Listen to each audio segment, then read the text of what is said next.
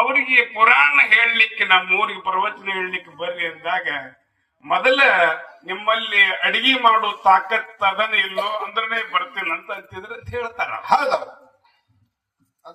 ನೀವು ಆ ಪಾಲ ಹಿಡ್ಕೊಂಡ್ರಿ ಅಂತ ಮೊದಲ ಅನ್ನ ಊಟ ಮಾಡೋದು ಮೊದಲು ಹೇಳ್ತೀವಿ. ಏನ್ ತಪ್ಪಿಲ್ಲ.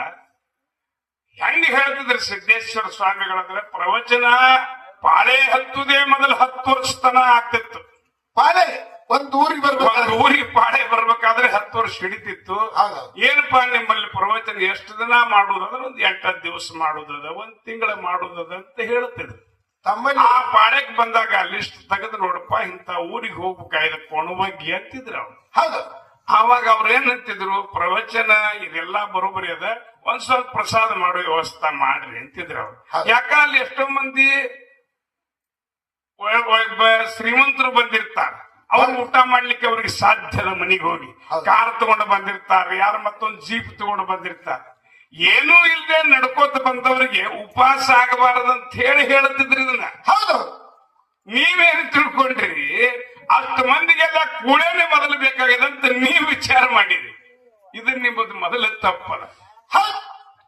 ಕುಂಭಕರ್ಣ ಬಹಳ ಉಣುತ್ತಿದ್ದ, 6 ತಿಂಗಳ ಮಕ್ಕೋತಿದ್ದ, 6 ತಿಂದು 6 ತಿಂಗಳ ಹೇಳ್ತಿದ್ದ. ಕುಂಭಕರ್ಣಂದ ಎಲ್ಲರೇ ಪೂಜೆ ಆಗಿದ್ದು ಕೇಳಿರಿ? ಎಲ್ಲಿ ಇಲ್ಲ. ವಿಭೀಷಣನ ಪೂಜೆ ಆಗ್ಯದ. ನಾನೆಂದು ರಾವಣ ಅಸುನೀಗಿದ, ನೀನೆಂದು ವಿಭೀಷಣ ಪಟ್ಟಕ್ಕೇರಿದ.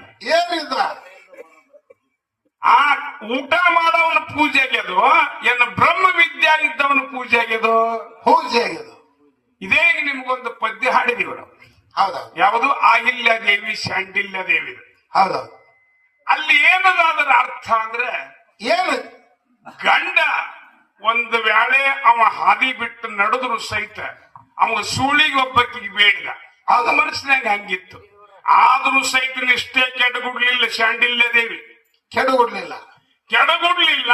ಅವನ ಹಾದಿಗೆ ತಂದ ಹಚ್ಚಿ ಮತ್ತೇನು ಮಾಡಿದಿಷ್ಟು ಮಾಡುದಲ್ದೆ ಆಕೆನು ಅವನು ಹೊತ್ಕೊಂಡು ತಿರುಗಾಡುತ್ತಿದ್ಲ. ಅವಾಗ ಮಂಡಗಾಲಿದ್ದು. ಆ ಮಂಡಗಾಲಿಲೇ ಮಾಂಡವ ಋಷಿಗೆ ಕಾಲು ಒದ್ದು ಬಿಟ್ಟ. ಒದ್ದಾಗ ಮಾಂಡವ ಋಷಿ ಅದ್ದು ಶ್ರಾಪ ಕೊಟ್ಟ. ಏನಂತ? 10 ಹೊಂಡುದ್ರಾಗ ನಿನ್ನ ಶಿರಾನೆ ಕಳೆದು ಬೀಳಲಿ ಅಂದ. ಋಷಿ ಆಡಿದ ಮಾತು ಎಂದೂ ಹುಷಿ ಹೋಗುದಿಲ್ಲ. ಅವಾಗ ವಿಚಾರ ಮಾಡ್ಲಿದ್ಲು ಶಾಂಡಿಲ್ಯ ದೇವಿ, ಅಲ್ಲ ನನ್ನ ಪತಿನಾಥ ರುಂಡು ಹೋತು ಅಂದ್ರೆ ನನ್ನ ಪತಿವರ್ತ ಧರ್ಮ ಹಾಳಾಗ್ತದೆ. ಪತಿವರ್ತ ಧರ್ಮ ಸತ್ತಿತ್ತಲ್ಲ, ಸೂರ್ಯಾಗಿ ಆಣೆ ಹಾಕಿಬಿಡ್ಲು ಹೊಂಡಬಾರ್ದು. ಆವಾಗ ಪತಿವರ್ತ ಧರ್ಮ ಸತ್ತಿದ್ದ